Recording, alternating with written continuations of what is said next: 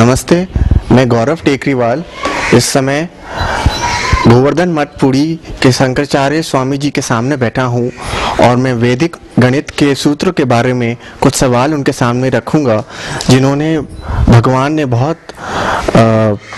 मुझे इंटरव्यू प्रदान करके मेरे ऊपर बहुत बड़ा फेवर किया है और मैं कुछ सवाल गुरुदेव के सामने समक्ष रखूँगा।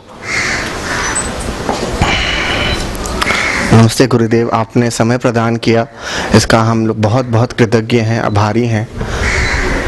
मैं सवाल पूछूं? हाँ। गुरुदेव, कृपया कुछ वैदिक गणित के इतिहास के बारे में बताएं।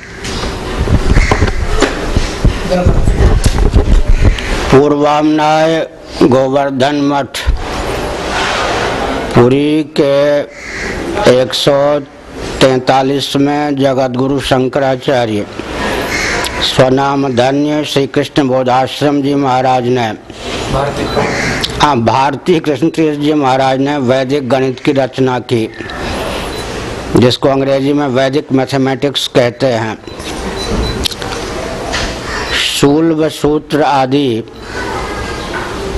सन्निहित हैं वैदिक वाङ्मय में, जिनके आधार पर यज्ञ में कुंड इत्यादि का निर्माण होता है।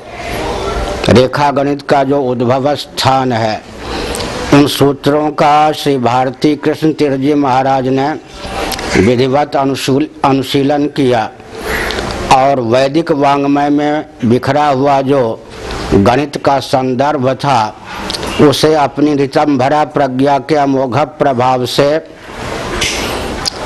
संकलित किया। फिर उन्होंने, चूँकि वे मैथमेटिक्स में एमएससी थे, गणित के मर्मज्ञ विद्वान थे, साथ ही साथ वे 17 विषयों में एमए एमएससी थे, संस्कृत के मर्मज्ञ विद्वान थे। उन्होंने अपनी पूरी प्रज्ञा शक्ति और तपोबल का आलंबन लेकर 16 ग्रंथों की रचना की, लेकिन दैव योग से कोई भी ग्रंथ गोवर्धन मठ पुरी में उन्होंने नहीं रखा। संभवतः महाराष्ट्र में, जो कि नागपुर है, वहाँ उन ग्रंथों को रखा। दैव योग से वे ग्रंथ सब लुप्त हो गए। अभी उनके एक शिष्य डॉक्टर तिवारी जी, जो कि बेंगलोर में रहते हैं, उन्होंने एक संस्मरण बताया। कुछ वर्ष पहले एक अंग्रेज महानुभाव ने गणित के ऊपर कुछ भाव लिखा, जो कि अद्भुत था। डॉक्टर तिवारी जी ने हॉलैंड आदि में प्रैक्टिस किया था। वे भारती कृष्ण तीर्थ जी महाराज की सेवा में रहे थे। उन्होंने परख लिया कि कोई भी संस्कृत से अनभिज्ञ व्यक्ति इस प्रकार का भाव व्यक्त नहीं कर सकता। जो वैदिक वाङ्मय का मर्मज्ञ नहीं है, वह इस प्रकार की सूझबूझ का परिचय नहीं दे सकता। वे उसके पास मिलने विदेश पहुंच गए, उससे बात की और कहा कि सत्य बताओ, यह तुम्हारी देन है या किसी और की। उस व्यक्ति ने अंत में विवश होकर बता दिया कि भारती कृष्ण तीर्थ जी महाराज, जो कि गोवर्धन मठ पुरी के शंकराचार्य थे, उनकी कृति चुराई गई थी। उसका कुछ अंश मैंने अपने नाम से अपने शब्दों में व्यक्त किया है। इस संदर्भ से सिद्ध होता है कि षड्यंत्रकारियों ने ग्रंथ को चुरा लिया था।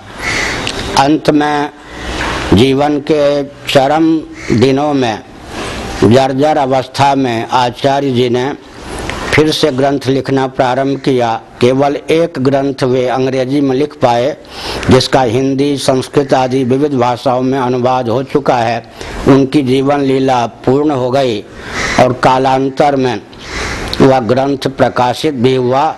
और यह भी तथ्य सत्य है कि पाश्चात्य जगत ने उससे लाभ उठाया। कंप्यूटर इत्यादि चमत्कारी यंत्रों का निर्माण उस ग्रंथ के अनुशीलन से प्राप्त हुआ है। अमेरिका जैसे पाश्चात्य जगत में उस ग्रंथ को बहुत महत्व दिया गया है। भारत तो पाश्चात्य जगत का अनुकरण करने लगा है। अब जबकि पाश्चात्य जगत ने इस गणित को बड़े चाव भाव से अपनाया है, तब भारत का ध्यान भी गया है। कई प्रांतों में और कई सामाजिक संस्थाओं ने भी इस ग्रंथ पर अनुशीलन और शोध प्रबंध का कार्य प्रारंभ किया है। वैदिक गणित के संबंध में हम यह कह सकते हैं कि उन्होंने जिन 16 सूत्रों का अपने ग्रंथों में उल्लेख किया है और कुछ उपसूत्रों का भी वर्णन किया है, यद्यपि आजकल अनुसंधान के द्वारा वे सूत्र लोगों को संस्कृत वाङ्मय में सुलभ नहीं हो पा रहे हैं। कुछ पाश्चात्य सभ्यता से प्रभावित व्यक्ति आक्षेप भी करते हैं कि उन्होंने अपने ही नाम पर वैदिक सूत्रों की रचना कर दी, अर्थात वेदों में कोई उस प्रकार के सूत्रों की उपलब्धि नहीं होती, व्यक्तिगत उनकी देन हो सकती है, सूझबूझ हो सकती है। सूत्र के नाम पर जो कुछ उन्होंने लिखा है वह किसी प्राचीन ग्रंथों में या अर्वाचीन ग्रंथों में उपलब्ध नहीं है। तो भले ही उन्होंने वेद को आधार बनाया हो अपने गणित का, लेकिन सूत्रों की रचना उन्होंने अपनी मेधा से ही की। लेकिन उपसूत्रों में एक है शिष्यते शेष संज्ञः।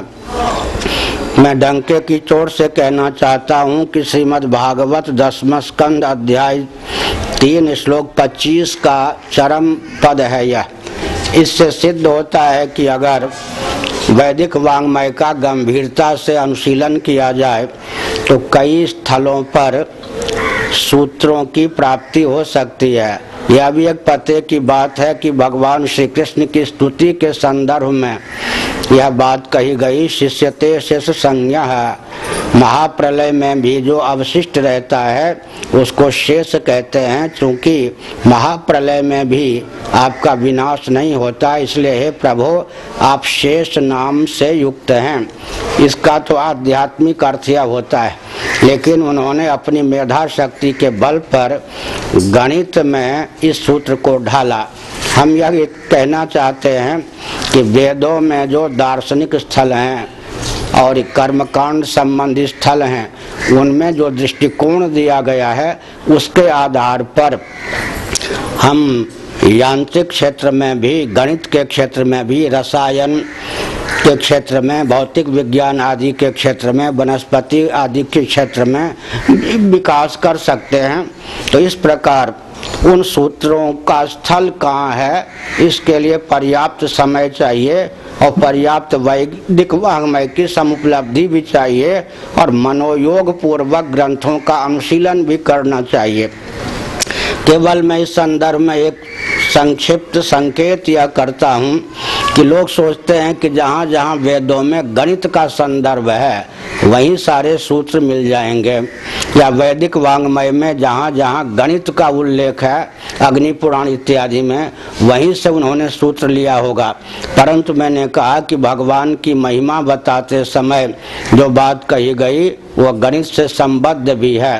तो अपने प्रकरण में कोई अर्थ भिन्न ढंग का होने पर भी उस सूत्र का अर्थ गणित के द्वारा भी प्राप्त किया जा सकता है। इस अद्भुत प्रज्ञा का परिचय श्री भारती कृष्ण तीर्थ जी महाराज ने दिया।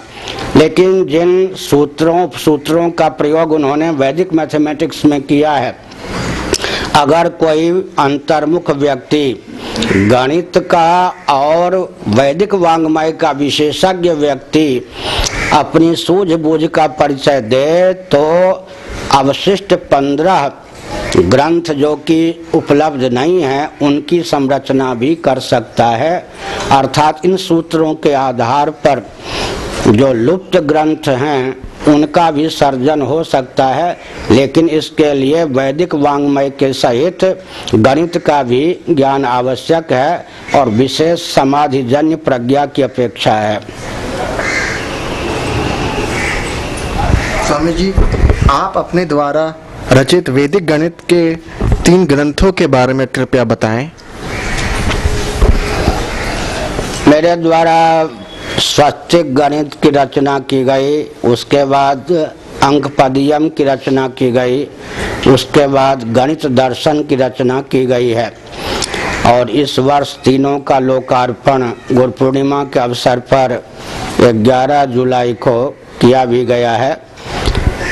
इन तीनों ग्रंथों में जिन सूत्रों का मैंने प्रयोग किया है उन सब का स्थल वेदों में, गीता आदि ग्रंथों में कहाँ है उल्लेख कर दिया है, ताकि भविष्य में कोई आक्षेप न करे कि ये सूत्र मनगढ़ंत हैं।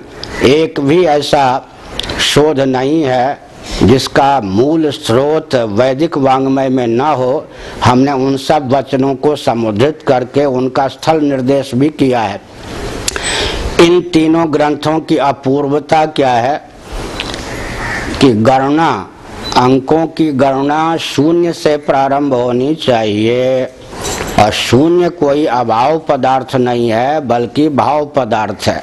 अंक पदीयम जो मेरे द्वारा विरचित ग्रंथ है उसका मूल विषय यही है कि शून्य भाव पदार्थ है और अंकों की गणना शून्य से प्रारंभ होनी चाहिए, न कि एक से।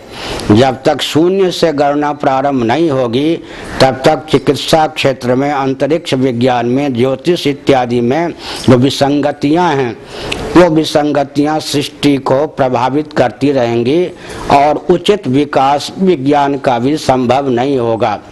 यह अंकपदीयम का मुख्य विषय है।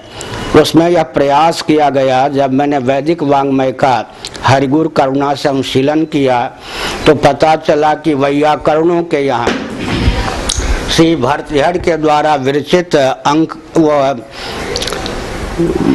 वैयाकरणों के यहाँ अंक ये है, व्याकरण का एक उज्ज्वल ग्रंथ है वाक्यपदीयम भर्तृहरि के द्वारा।